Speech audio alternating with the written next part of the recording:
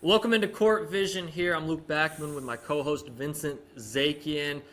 We're here with another episode of Court Vision. This time it's going to be a little different. While we'll also touch on some topics like CP3 retiring, end of an era. We'll also go through a couple of different segments that we're doing. Today we'll do top 5. Each of us have created our own list. We haven't talked about who we have on the list, so there may be some overlap, but we don't know who we have on the list. Players that have impressed us so far. We're about 15, 20 games into the season, so getting a bigger sample size. And then, of course, afterwards, we're going to talk about some buy or sell stocks in some teams so far through this NBA season right here. Of course, here on Backman Sports, you can go ahead and subscribe, and you can also subscribe to Vincent Zakian's channel, just Vincent Zakian. It's in the description as well. Vincent, so far I mentioned 15, 20 games through the season. How are you feeling about the NBA so far? It's been really good, especially at the top of the Eastern Conference. Things have been kind of crazy, kind of unexpected with how Detroit and Toronto and Miami are playing. And we'll see. I'm sure we'll talk about it later, whether we think those guys are going to keep it up. But this has really been a year for guys, at least to start with, taking next steps towards being real stars in this league. For me, at least, from what I've seen. Obviously, you've got your perennial MVP candidates doing their thing night in, night out. You know, Jokic hit a half-court 3 last night, made it look like a layup. But I feel like we've got a kind of a growing upper middle class, as it were, of NBA stars, so it's been really exciting. Yeah, I agree, especially in the Eastern Conference. Like you and I talked about, I don't know, I can't remember if it was last episode or the episode before. We said, of course, it's not going to be the level of talent that's in the West, but the East is going to be a dogfight. It's going to be fun, and it certainly has proved to be that. I'm sure we'll probably have some players on some of those teams in our top 5 performers so far, and we'll talk about the teams later on. Quickly, I mentioned CP3 retiring. If you didn't see the news, CP3 had posted on Instagram. He is retiring at the end of the season. Instant initial reaction to that, Vincent. What do you think? 21 years, I believe. I love CP3. I thought he was awesome. It's interesting. I think different generations will have different moments that define Chris Paul for them. I think if you're a little older than us, it'll be him choking in 2014 against that meltdown against Houston and a terrible sequence against OKC. I think the year before with the Clippers, Lob City, all of that. But honestly, what I'll really remember, what I've been thinking about a lot was his later years where he was an MVP candidate with the Thunder, dragging an otherwise awful Oklahoma City Thunder team with Shai Gilgeous-Alexander in the squad, dragging that team to the playoffs and losing in the first round to the team that traded him, the Houston Rockets. But just that was the craziest overperformance, and it was one of the first times I saw a guy who hadn't put up astronomical numbers be a legit MVP candidate, and it didn't feel forced or contrived in any way. It just felt like the epitome of what value to a team actually is, and that's what Chris Paul, for me, that's what he epitomized in his career. And then he kind of got a nice renaissance in Phoenix at the end of his career too. He had that incredible Western Conference Finals closeout game where he put up a playoff career high, I think, to send them to the finals. Obviously, they didn't get it done in the finals, but he was on some great Phoenix teams at the end there. And yeah, I think probably top 5 point guard of all time. I think that's probably fair. Yeah, no, I'd agree with you on that. And I agree with you. For us, I always remember Chris Paul, Lob City, Blake Griffin, DeAndre Jordan, those battles in the Western Conference. And then you mentioned the OKC team, and I'm glad you did. If you want to just see the leadership of Chris Paul and what he's done in this league and what he means to certain players, just look at SGA. I've seen the clip a few times over the past couple of days since he announced his retirement of when, after I think it was game 1 of the finals or whenever SGA won the MVP, Chris Paul was 1 courtside and then 2 had dinner at his house after the game. That is somebody who I think, I heard a reporter say, I was able to ask Chris to get in touch with Shai's mom or something to that day. that's how close they are. And I'm sure Shai Gilgeous-Alexander, would directly credit Chris Paul in that year in OKC to being why he is who he is today. And then Phoenix, of course. Phoenix was fun. Those Phoenix teams were fun. That was, pre drama around DeAndre Ayton, Devin Booker, mid-range assassin, Mikal Bridges. Well, that team just felt like a team. Chris Paul, it was incredible. He got Patrick Beverly suspended at the start of the next season when Pat Bev pulled his emotions. Little foreshadowing to today, but we won't talk about that. Yeah, but Jesus. He's had one heck of a career, and unfortunately, it doesn't look like it'll end with a ring. I'm sure that'll always be something on the mind, unless some sort of turnaround with the Clippers happens. I don't think it will, but it's still one of the greatest point guards of all time. And I will say, in this age of memes, and you said, how will people remember him? I do think the meme of Chris Paul hits the 3 to cut the lead to 42. Unfortunately, that might be around for a little bit. But, no, he's been an incredible player for his entire career. And congratulations to him. We'll have to see how this rest of the season plays off and if LA can make a little bit of a push to try and get him some extra games. Yeah.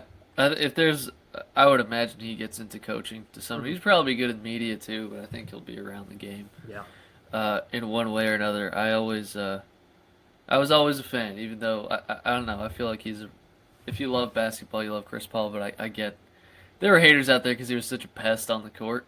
Like, I can totally understand that. But yeah, and even like his like prime athletic days were like before I was watching basketball, before like when he was on like Charlotte and stuff and coming out of school, he was kind of like a freak athlete. And he ended up being the kind of game manipulator that he would become later in his career, and added longevity to his career because he had like knee injuries and had to change his game a little bit. So great adaptability from old CP3. He went through a lot of stuff. Like there's always those memes about how Jeff Teague's been at like the center of like every storm or every meme. Chris Paul was there for Donald Sterling, and then the Suns owner changeover. Like he was. Wasn't he in New Orleans when they had to go to OKC for a year because of Hurricane Katrina? Right, exactly. He's been a lot of places. So yeah, Chris Paul, and I got to give him credit. The Cliff Paul commercials, those were incredible back in the. Those were great. Those were like before, it felt like that kind of started something with athletes and doing these silly commercials and stuff.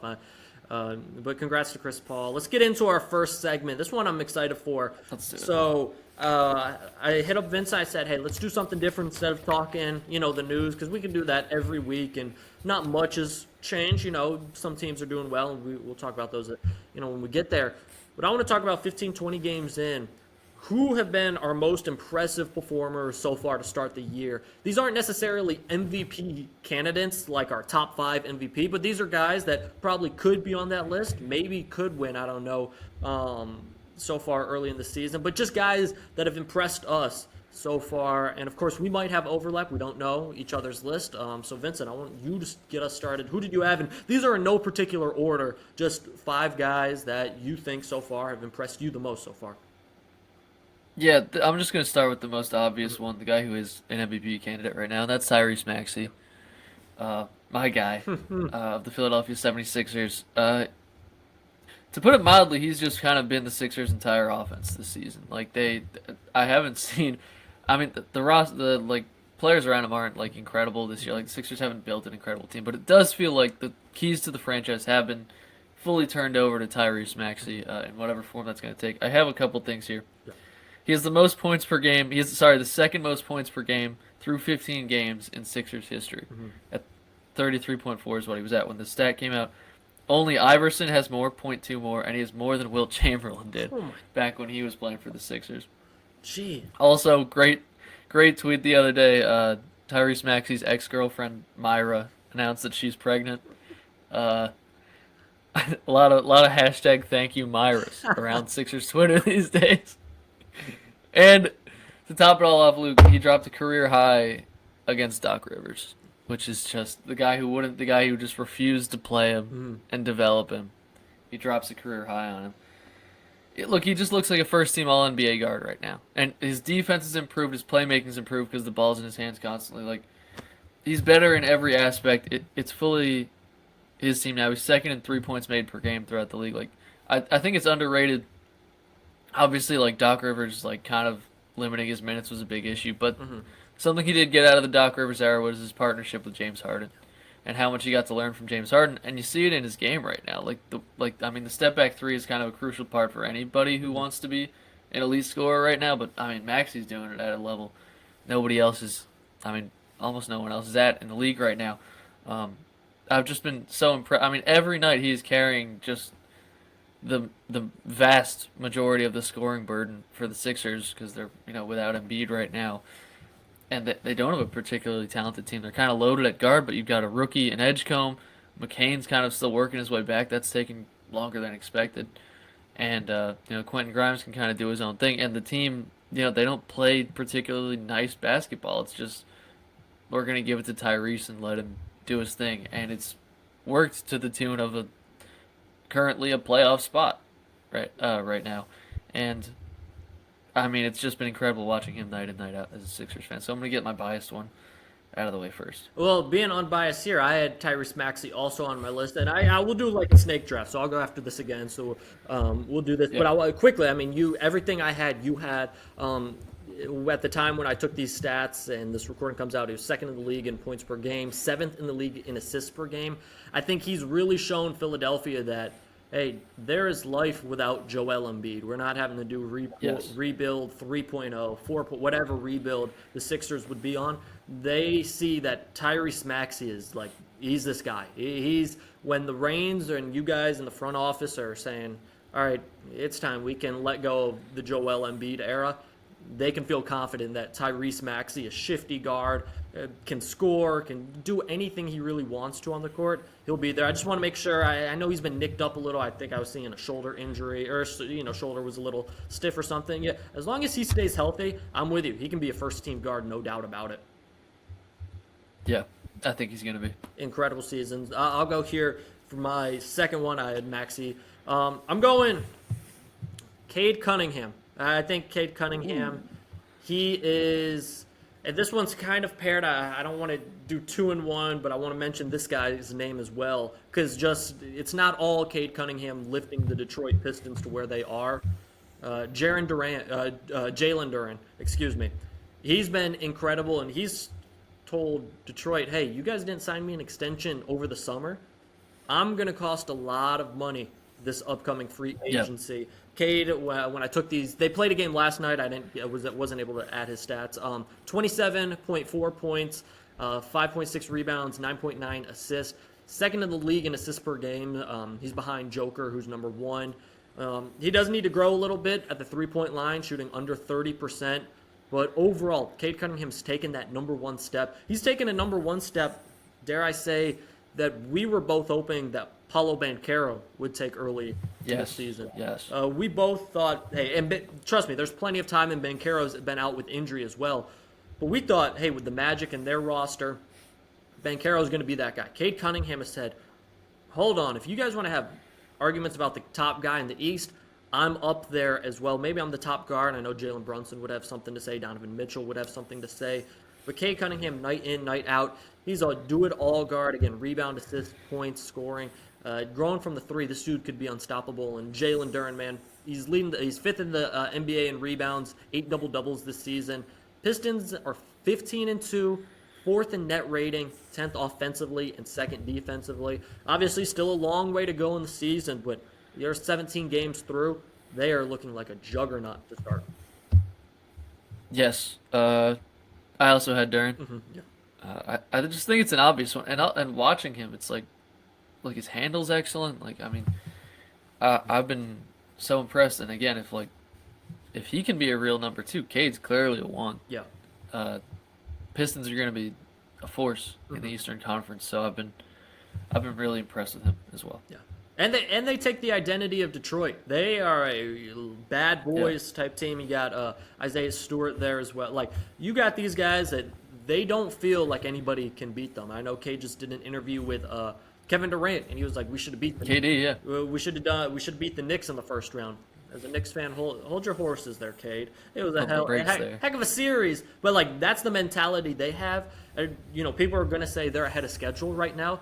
I think in that locker room in Detroit, they're thinking we're right on schedule. So I've been impressed by both Cade Cunningham and Duren so far. What about you for your next guy? Yeah, so I also had Duren, obviously. And for my next guy, I've got 3 guys who have really improved right here. But for this one, I'll say AJ Mitchell of the Oklahoma City Thunder. Now, is it fair that the Thunder can just keep producing these guys and also might have like 3 picks in the lottery this upcoming season? No, it's not really fair. It's Sam Presti masterclass, whatever. AJ Mitchell was not even in the rotation last year. I mean, we all watched a lot of OKC last year because they won the championship and went the distance, and we got to see the depths of their bench in some of those games because they were blowing teams out and they ran so deep. I mean, they had so many players. AJ Mitchell was not one of those players last year. And since J-Dub, his production will probably go down when J-Dub comes back. But he's been filling in for him, and he's averaged at the time of recording almost 16, 4, and 4 with 2 steals a game. He's just another do-it-all Thunder guy who has kind of exploded in terms of his scoring. I mean, going from barely in the rotation to 16 points a game is something incredible. And yeah, the Thunder's still at. I'm just gonna peep the record real quick. They've been just far and away the best team in the league to start this year. 17-1, like not even missing a beat without Jalen Williams, like even seeing the court. A lot of good teams in the West, but Thunder are clearly the class of it, and AJ Mitchell has been a surprisingly really, really big part of it so far this year. Yeah, you talked about them having lottery picks. That's Chris Paul. I mean, help LA and the NBA out. I mean, the Clippers continue to go down the road they've been at. Like, this team could end up with a top 5 pick. Imagine if what's the kid out of BYU? AJ, I don't know how to pronounce his last name, but imagine DeBensta, yeah. Imagine somehow OKC ends up with a shot at him. Like, it's just Sam Presti. I mean, way to just fleece the entire NBA. For my next pick and my third guy, Jalen Johnson of the Atlanta Hawks. He's been phenomenal this year, and they've done it a lot without Trae Young, and that started chatter whether or not Trae Young will be available at the deadline. It seems like this whole Trae Young Atlanta thing has been brewing and stewing for a little bit now. Now with Jalen Johnson averaging 22.4, 9.6, and 7 assists per game on 56% shooting. He's shown Atlanta, like Tyrese Maxey has shown Philly, hey, you guys can feel confident if Trae Young isn't necessarily on the squad. If you guys want to get a big package in return for Trae Young, like you guys could. The Hawks actually started 1-3 this year, and it was like, And for me, I had the Hawks up there. I believe my number 3 seed, defensively, offensively, and Jalen Johnson said, okay, slow start, whatever. Since then, they're 11 of 7. He showed flashes of this last year when Trae Young was injured. He had, he's the number 1 guy. He's only 23, and this is his third or fourth season, but first year and a half, 2 years. People were like, oh, is this guy a bust? Guys, he's 19 years old. He said this summer he worked out with LeBron, and he said tips from LeBron James. He credits that to why he's been consistently the top guy for the Hawks, who their roster, I'm telling you, if they have a number 1 guy that last second's like, okay, go get us a bucket, the way they're playing right now, I love it. I don't know if Trae is available at the trade deadline, but if you're the front office of the Hawks, maybe you don't want to overreact too soon, but you're definitely thinking, okay, I feel like we could live post-Trae Young time here in Atlanta. Definitely. Especially, I mean, they've got the great barrier thief. They've got Risa Shea. Yep. They've got athletes on that team. And, Trae should be able to just fit into that if he's just sacrifices a little bit of his ball dominance. Yep. You just think it could be like a really good Eastern Conference team, like you and I kind of both predicted before the season. Like, just you look at that roster, it's excellent. But yeah, Jalen Johnson's been another level this season, man. He was most improved last year, yes? And I think he was a candidate for most improved last year. He was a candidate? Yeah. I might have to look it up, but he's got great odds this year. Yeah. I mean, I saw the NBA, NBA.com, and obviously this is early, but they posted like their top 10 like MVP candidates through 10 games, and like Johnson was there, like he was like. Oh, it was Dyson. My bad. Oh, so same team. Same team. Yeah. But like Johnson was like number 7 or 8 so far in early season MVP. Like he has been phenomenal for Atlanta, and this is why you don't give up on young players early. I think we talked about this with Cade Cunningham a couple episodes back. Just, I mean, yeah, if the dude's not giving you 30 a night at 21 years old, that's okay. Let these guys mature, help build a team around them, help build a system, let them get comfortable to NBA life. and this is what you get. I mean, Jalen Johnson, he's been incredible. He's awesome. Do you have another one? Yeah, I'll go. We're snaking it now. Yeah. Oh yeah, we are.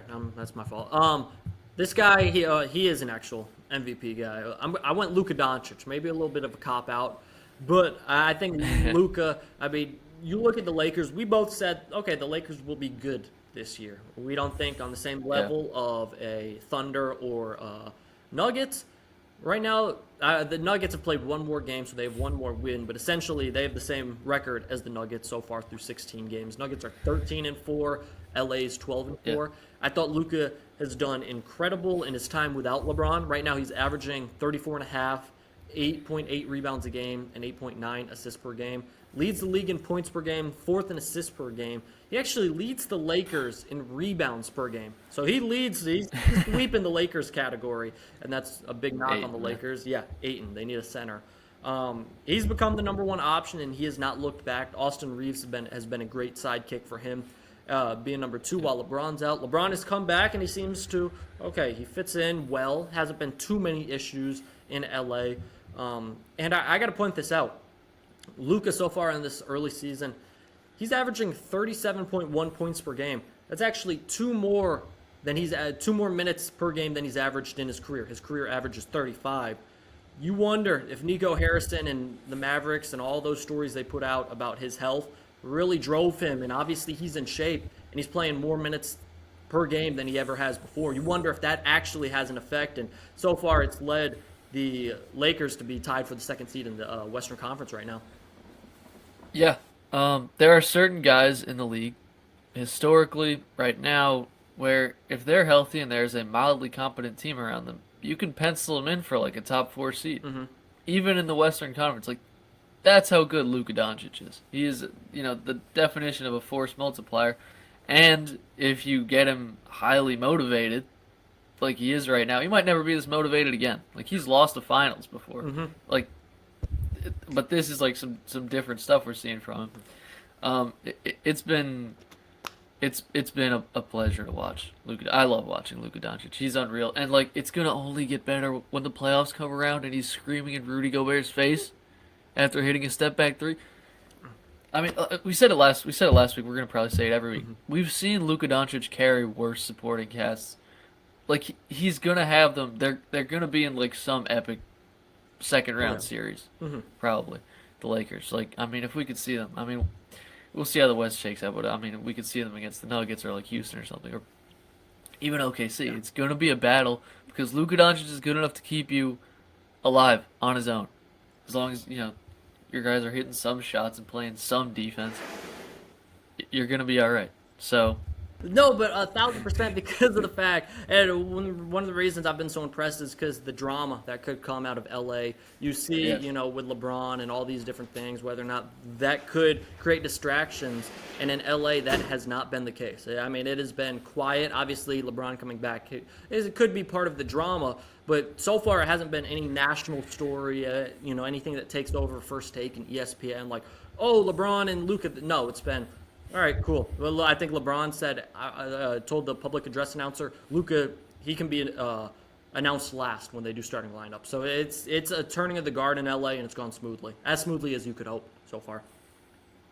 Yeah, it's been awesome. I guess I'll dig into another kind of role player, although this guy's kind of been a number 2 for the Bucks this season, is Ryan Rollins. Yes. He's improved mightily. Now, like, this looked a lot, this was a sexier pick 2 weeks ago when the Bucks hadn't completely like fallen off. Look, I mean, I'm not going to sit here and pretend Giannis isn't leading them in points, rebounds, and assists right now. Like, that would be foolish, right? Ryan Rollins, though, is averaging 18 and 6. If most improved was like a real award, I think he's a contender for it anyway. It drives me nuts when I see like Cade or Wemby in contention for most improved when they were like number 1 picks. Yeah. And it's like, oh, they're going from 25 a game to 27 a game, so they're most improved rate. Ja won it a couple of years ago, and Jordan Poole had gone up like 10 points per game. Neither of those aged particularly well, but it doesn't matter. Ryan Rollins. Ryan Rollins has been awesome Uh-huh. for the Bucks. He's been. I mean, like we looked at that roster before the season, and I think before you got to Ryan Rollins on the depth chart, you were like, "Wow, this is an awful roster of players outside of Giannis, who's one of the best players in the world." So it's been good for them. It's a sign of optimism, or maybe they'll package him with Giannis and trade him and get a lot back. But it's an asset for the Bucks certainly, and I mean, it feels undervaluing what he's actually done this season to just call him an asset.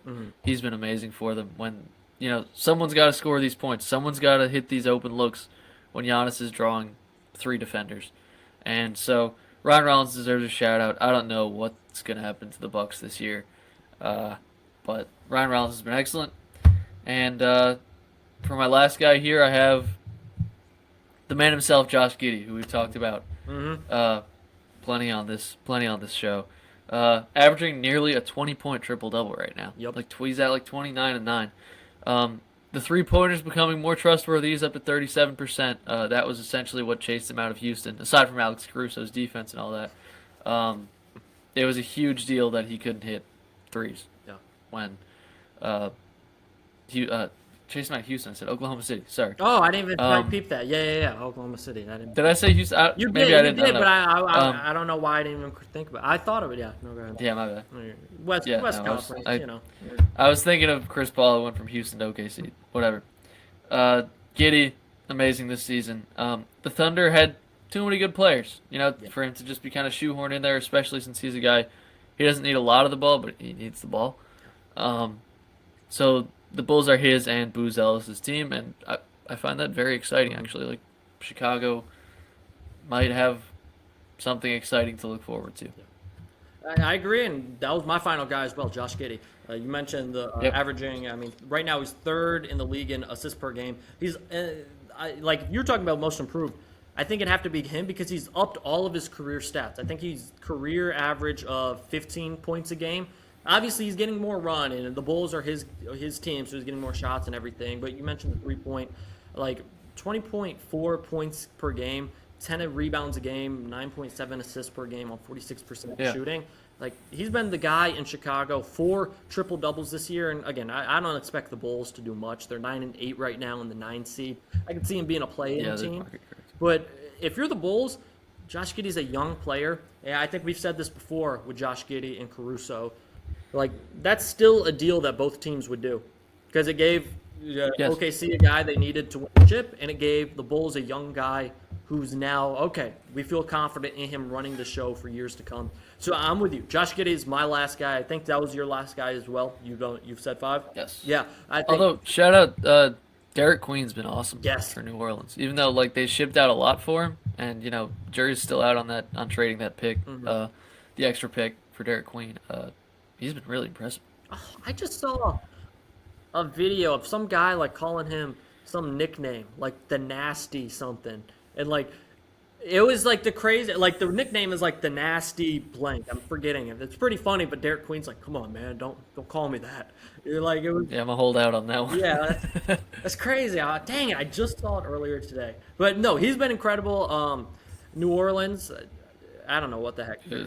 I don't know what New Orleans. They're 3-15 right now. 3-15. Yeah. Yeah, that's a bright spot for them. Tough year, but shout out to Derek Queen. So quick, let's just recap our 5. I had Cade Cunningham, Jalen Johnson, Tyrese Maxey, Luka Doncic, and Josh Giddey. Yep. So we overlapped on Maxey and Giddey.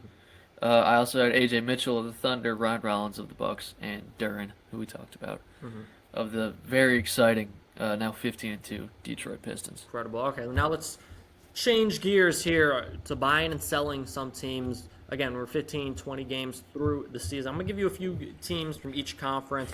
I just want your reaction, whether you're buying stock in them, selling stock in them, maybe just staying out until you see further more. All right, first team. This one's been crazy so far. Toronto Raptors. Yeah, I don't know why. I just knew you were going to go with them. Yeah. I was prepared for this. I had them down as, well, Luke, if you know how the stock market works, you sell at the peaks and you buy at the dips. And the Raptors are absolutely peaking right now. So I have it as a sell if I have to. They're the 2 seed in the East right now, and I don't think they're going to end up there. I think they're going to end up around like 5 or 6 probably. Um, and I certainly don't think they have what it takes to compete with Cleveland and New York, or really Detroit. I like Detroit more than them too, obviously. But they've been really impressed. And look, when you look at their roster, it's a bunch of really solid dudes, and they spread out scoring really well because of that. Like, Ingram's at 21, Barrett's at 19, Barnes at 19, Quickly's at 15. And they've got Pirtle in there who's in double digits too. Like, they've been really impressive. They've played really good basketball. But like if you're a 2 seed in the East, the expectation is title contention. And I don't think that's the expectation for this team. I think it's a bit of overperformance right now. They did just really look better than the Sixers a couple nights ago, so credit to them on that. But if I got to pick, I'm selling. I'm not even waiting to see more information, really, just because I feel like I know what's going to happen here. So I'm selling, but the Raptors have been an awesome story, for sure. No, I agree. They're 13-5 at the moment. You mentioned 2 seed. Brandon Ingram, he seems like he's found a home in Toronto. It seems like he's playing some of the best ball of his career. As a Knicks guy, I love to see R.J. Barrett with 19 points per game. Emmanuel Quickly still has not found that role. I love Quickly. I mean, he's been a little better of late, but still, it's like maybe not justifying the contract he got. Overall, I think it's a fun team. I think it's a fun team. Scotty Barnes, 19.2 points per game. A fun team. Early season start. I'm with you. I'd sell. Shout out to Brandon Ingram. He's got Glorilla sitting courtside for some of their games. Wow. Yeah, him and Glorilla are dating. So shout out to Brandon Ingram for that one. But no, I agree. I think 2 seed. We'll look down at it. We'll look back at them and say, okay, that was a fun start, but round 5, 6, 7, 8 type seed. Let's go to the Western Conference for a team. So. This one, I mean, I've been interested with them since the jump, so I want to see what your reaction to them so far is. Minnesota, the Timberwolves. Yeah, I also had them written down because they're underperforming. Yep. However, they started historically badly last year. Like last year, at this time last year, the Timberwolves were concerned to miss the playoffs entirely. It was the same, and then they ended up in the Western Conference Finals last year. So, I think like Ant hasn't been off to a great start this year. I think he's gonna put it together, just because that's kind of what stars do. I feel like we are still kind of waiting on Ant to really take that MVP step because everybody loves him so much, and he's been so deadly in the playoffs. But yeah, a little underwhelming to start the year. He's still averaging 26 a game, and Randall's at 24.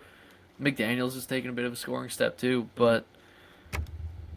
I think they're just too good. Like I just think they're too talented. I'm such a huge Naz Reid fan. Still waiting for it's like his second year, but we've been talking about let's see Dillingham overtake Mike Conley as a starting guard on this team. And maybe that'll happen, maybe it won't, but I'm absolutely buying Timberwolves stock. I think they're going to be one of the toughest outs in the West. They've proved they're just kind of built for playoff ball because they've got a tireless scorer in Ant, and they've got a rock solid defensive backbone on their team. But yeah, I mean losing to the Kings last night, not a great look. Okay, so you said you're buying? I am buying. I am absolutely buying. Okay. Where are you at? I don't know. I might stay steady. Like, I don't know if I'm buying any more stock. I don't know if I'm selling yet. Because this is a team, I know you're not confident. I don't know if they can turn it. I trust Ant. I trust Ant to turn it around. But we talked about the Mike Conley situation. We thought Rob Dillingham was going to make a jump. He is not. He's averaging, 4.7 points per game. Julius Randle, he's you mentioned it. What was he? 24.7 on 52% shooting. Like this is their team. Like I don't know. I don't love their team. I didn't love them giving up Alexander Walker, Nickeil Alexander Walker. I don't know. I still need to see 10 more games out of them before it's a cop-out answer. But right now, I would be closer to selling than I would to buying, if I was saying the truth. I just don't see much in this team. I like the roster they have together, but in the Western Conference, do I think the way they're playing right now gets them back to a Western Conference Finals? Not in the slightest. And I know you mentioned they I played off horrible last year. You know, there's only so many times you can dig yourself a hole and get out of it. I don't know. They're seventh in the West right now. They can definitely, get to the 5 seed or something like that. But if Wemby comes back and the Spurs continue to play like they played pre-Wemby injury, I'd have more faith in the Spurs than I would have in the Timberwolves at the moment. Yeah, look, if you're not one of the top 5 seeds in the West, you have an outside chance to make the second round, right? So right now you've got OKC, Denver, the Lakers, who now have Luka, who you have to contend with, Houston, and of course Wemby's Spurs. I don't like Minnesota more than any of those teams right now, Nope. and I have faith in them because they've been so just tough in the playoffs the past couple of years, giving so many teams such a hard time. I I think buying is the right move. I mean, I think they'll overtake Phoenix, and I think they'll probably overtake San Antonio, but it's an absolute dogfight in the Western Conference. No, yeah, I agree. I'll give you one more from each conference. We talked about this team plenty Yeah. because we had a couple of their players talk about their players. Detroit. Detroit's an interesting case, 15-2, number one in the East. You think this is the peak? Do you think there's more? I want to hear what you think about Detroit. Well, it's hard to be better than 15-2, but I'm buying in the sense that I think they're going to be on New York and Cleveland's level by the end of the season. I think they're going to. Obviously, there's 2 spots for the Eastern Conference Finals, so someone's going to miss the Eastern Conference Finals. But we talked about it at the beginning of the season. It felt like New York and Cleveland were the top 2 teams in the East, and then there was kind of everybody else. I still think that's the case. I still think those are going to be the 2 best teams when it's all said and done. I think we can put Detroit in that tier because I think Detroit might have the best player. Between the 3 of those teams, I think Cade might be the best player, considering how much he has to. He is these. Detroit is not balanced like these other teams. They're getting there. They're developing these players really well, with Thompson and Duran especially. But yeah, I think Cade's just the guy. Yeah, I think I'd rather have him than Brunson, and I think I'd rather have him than Donovan and like Garland. And that is reason alone for me to buy on Detroit. By my logic there, he's the 2nd or 3rd best player in the entire Eastern Conference. So I, that's where I'm at. No, I'm with you, and I'll eat a little bit of crow here because in our Eastern Conference preview, I said the Pistons would be around the same spot they were last year, just because I thought the East was going to be so weak by default that they were going to be around the spot. I thought they were going to take maybe a step back. Well, they've done none of that. They've taken 3 steps forward, and it's been a fun watch. At some point, like again, they're on an incredible pace right now. I mean, think about it. They've lost 2 games. OKC Thunder have lost 1 game. Do I think they're on OKC's level? No. I think it'll somewhat sort of balance out at some point in the season, but at the moment, yeah, no, I'd buy. I think they are a title contender in the Eastern Conference. Again, you mentioned it, but you said it perfectly. With the Eastern Conference Finals, there's 2 spots. They're going to have to fight a Cleveland or New York in that Eastern Conference semifinals to get there. It's going to be a dogfight. It's going to be a 7-game series, and right now, Detroit would have home court advantage over all of them. So this is, early in the season, but got to monitor this as well. Let's do one more, at least for me, for the Western Conference. Houston. Houston's number 4 in the West, 11-4. Okay, they're doing well. I think they lost their first 2 of the season, so they've done well so far. What's your take on Houston, buying or selling? I think Houston will get up to the 3 seed. I think they'll overtake LA by the time the season's over. We got a ton of season left. There could be injuries. Houston, outside of the Sixers, is the team I've watched the most this season. For some reason, they're just on like Peacock a lot, and I've been like wanting to watch a lot of NBC's coverage and stuff. They've been in the Cup a lot. They've just had a lot of good matchups this season, and I'm fascinated with them. Reed Shepherd has come on strong here. Like he's figured it out. He's kind of turning into like kind of a Curry disciple, where he's moving around, spotting up, hitting threes. So seeing him turn it around after the concerns we had with him early in the season is a big deal. He was absolutely on fire against Denver a couple nights ago in the Cup. We're still like the more Thompson jump shots we see, the better we'll feel. Şengün's been really good. What's really cool about this team is KD, for me. I've just become a huge KD fan in the past year, just like with the various documentaries I've gotten to follow him around. I love KD. Like, the love he has for the game of basketball is so pure. And he's like surrounded by young dudes on this team. He's kind of like their OG, and you can tell he really wants to go to bat for all these guys, especially Reed Shepherd. He's like Reed Shepherd's like biggest supporter, biggest stan. And I just love the vibe around this team, and I find all their players so unique. With Thompson's freaky athleticism, obviously KD has like never been replicated. Şengün's baby Jokic, that kind of thing, and Jabari Smith also like kind of gets lost in all this. He's absolute athletic freak who can shoot the ball. So I've watched a ton of Houston this year. I've liked what I've seen, and they're still kind of figuring it out with their new personnel. Just 15 games into an 82-game season. So I like where Houston is at. I would buy stock in the team. Are they going to be better than Denver and OKC? Still out on that. No, I agree with you. I'd buy stock. I think they get up to the 3 seed. Again, I just hold my breath. Kevin Durant, if he's on the court, I love their team. If he's not, that makes they're still a good roster. It just without Van Fleet as well. No KD if he gets injured for a long period of time, that scares me. But so far, I've liked what I've seen out of Houston. Yep, I have like 1 or 2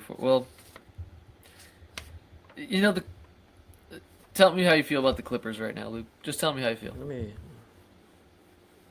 5 and I think the Clippers 5-12. It's like I'm so confused by the Clippers. Coming, I was like, hey, if they're healthy, Kawhi Leonard played a great amount of games last year. James Harden has played well in spurts this year. Yeah. But he went for 55 the other night. That right. Was something. Yeah. It's just like they can't get the job done. Maybe they climb up to the play-in. Overall, it's like Intuit Dome and Steve Ballmer can't be happy. And you don't know. We still don't know. Is anything going to come out of the Pablo Torre scandal with Kawhi Leonard? Like, is that hanging? Did that cloud training camp and all that? I don't know. Either way, they should be better than what they are. They simply aren't. The Trailblazers are 8-10. They have a better record than the Clippers. Trailblazers had Chauncey Billups, their head coach, get arrested by the FBI on the road at 6 a.m. There's no excuse for the Clippers with the veterans and professionals they have. That's just you can't do it.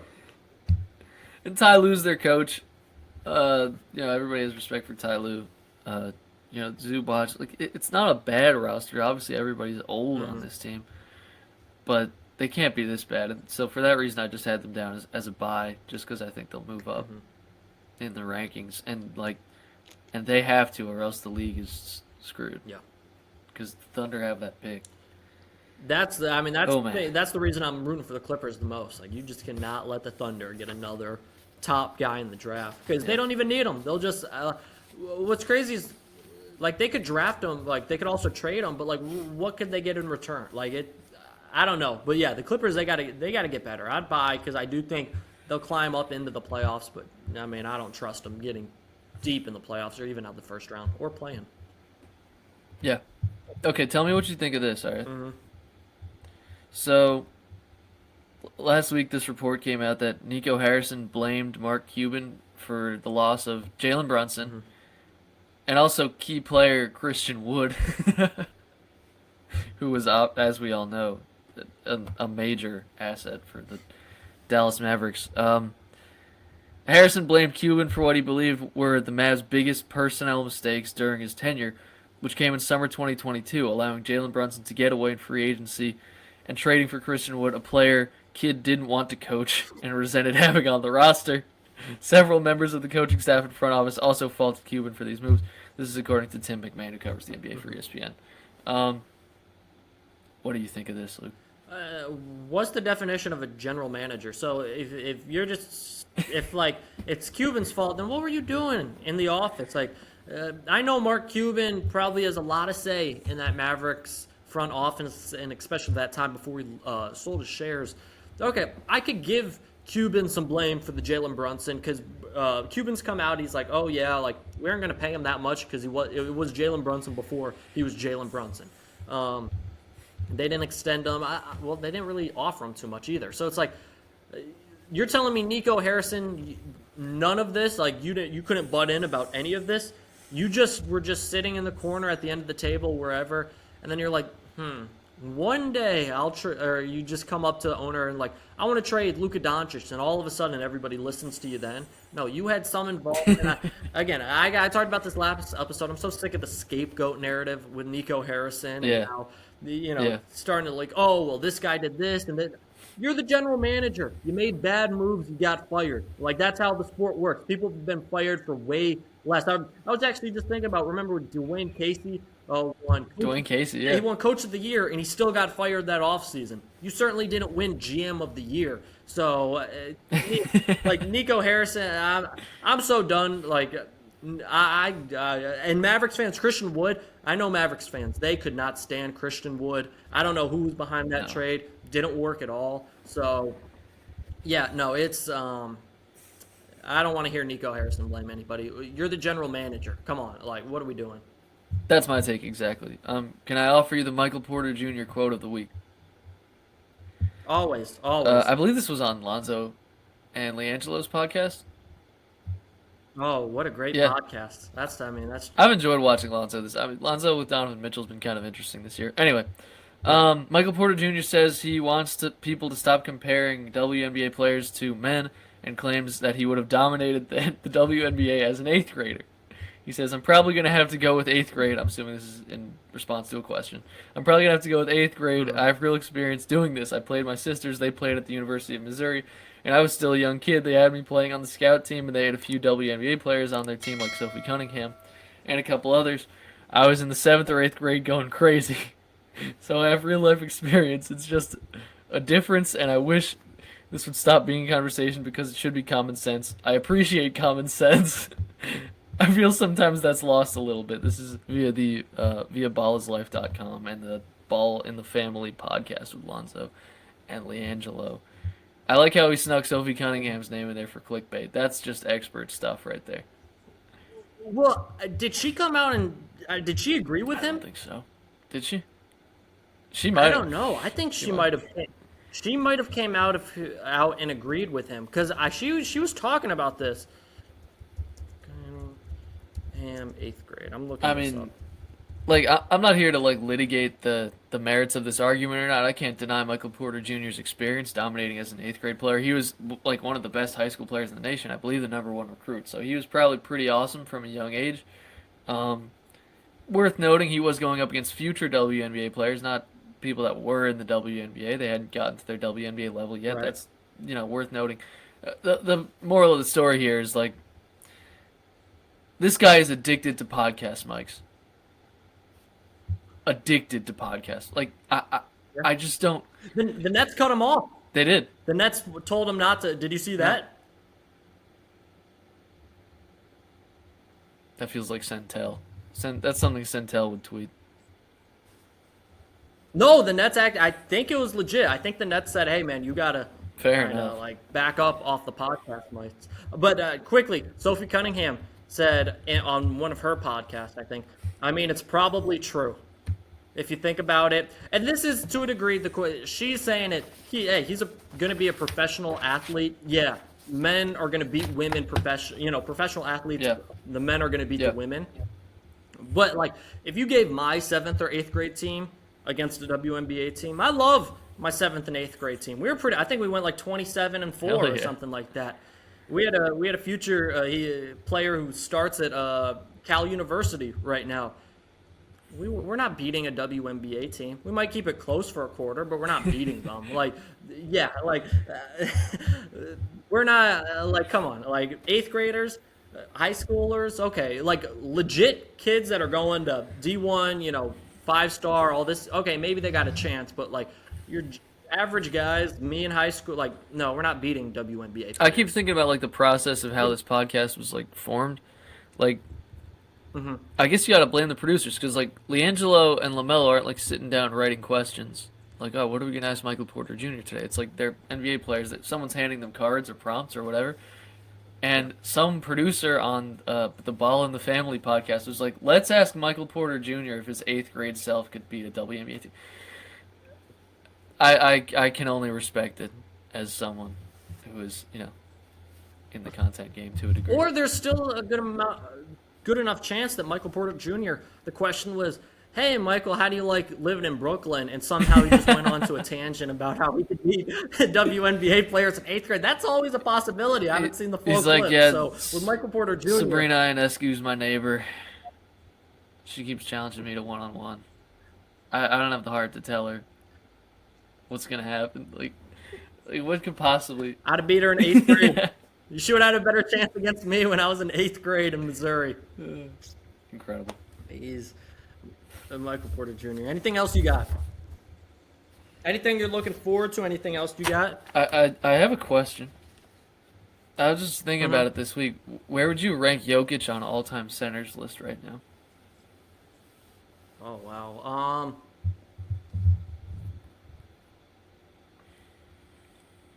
Would he be top 5? I'm trying to think of centers while thinking of it. Wilt, Kareem, Shaq, Maybe not top 5. Bill Russell, Hakeem. I think there's low-key an argument between him and Shaq right now. Yeah. That's a question maybe for next episode. Let me do more research off the dome. I'm thinking he could be a contender for that top 5. Like top 10 for sure. Top 7 probably for sure.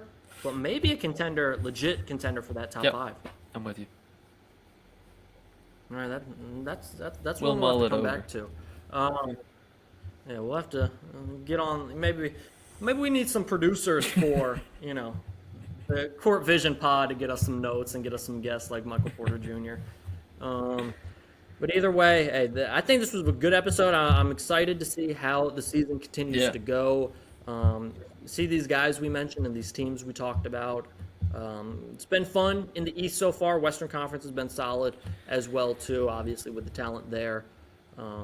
Anything else you're looking forward to this season? Sixers Vincent? Magic is tonight, actually. That's actually kind of a good litmus test Ooh, where both teams are at because they've both been kind of weird to start the season. So I'll be fascinated to take a look at that. I mean, the Cubs going to really start heating up now. Like, we're going to get out of pool play soon and get.